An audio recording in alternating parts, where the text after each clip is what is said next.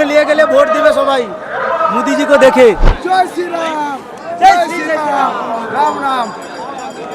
Cartoon নিয়ে যাচ্ছে এই কারণে যাতে মোদিজিকে দেখে মোদিজি আমাদের হৃদয়ের মানুষ এবং আমাদের হৃদয়ের মধ্যে থাকে। আপনি কাজকর্ম কি করেন? আমি স্যার বিজনেসম্যান।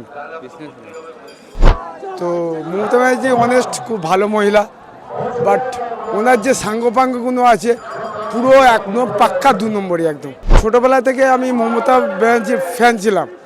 তো 2014 সালের ভোটের পর থেকে আমি চেঞ্জ হয়ে গেছি। পরিবর্তন চাচ্ছি স্যার একটাই কারণের জন্য, আমাদের ওয়েস্ট বেঙ্গলে স্যার যারা শিক্ষিত যুবক, যারা MA, MA, LLB করে আছে, তাদের কোনো চাকরির কোনো ইয়ে নেই।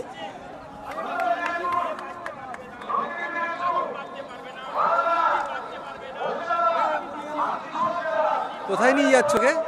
আমরা বুথে নিয়ে যাব, বুথে নিয়ে গেলে ভোট দিবে সবাই মোদিজিকে দেখে। তো এই পরিবর্তন যাত্রায় কেন অংশ নিয়েছো এবং কেন পরিবর্তন চাইছো? পরিবর্তন চাইছে এই কারণে বাংলাকে মমতা দিদির হাত থেকে যাতে শাসনের হাত থেকে রক্ষা পায় মানুষ, সেই জন্য পরিবর্তন যাত্রায় আসা।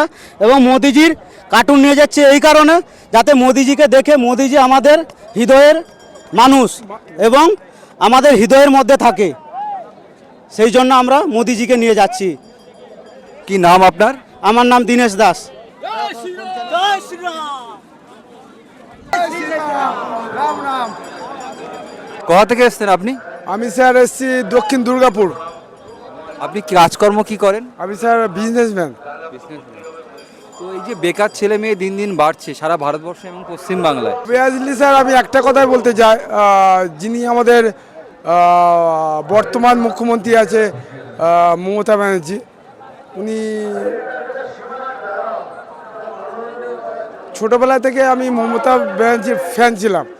তো 2014 সালের ভোটের পর থেকে আমি চেঞ্জ হয়ে গেছি। তো মমতা ব্যানার্জি অনেস্ট, খুব ভালো মহিলা, বাট ওনার যে সাঙ্গপাঙ্গগুলো আছে পুরো একদম পাক্কা 2 নম্বরই একদম। পরিবর্তন কেন চাইছো? পরিবর্তন চাচ্ছি স্যার একটাই কারণের জন্য, আমাদের ওয়েস্ট বেঙ্গলে স্যার যারা শিক্ষিত যুবক, যারা MA, MA, LLB করে আছে, তাদের কোনো চাকরির কোনো ইয়ে নেই।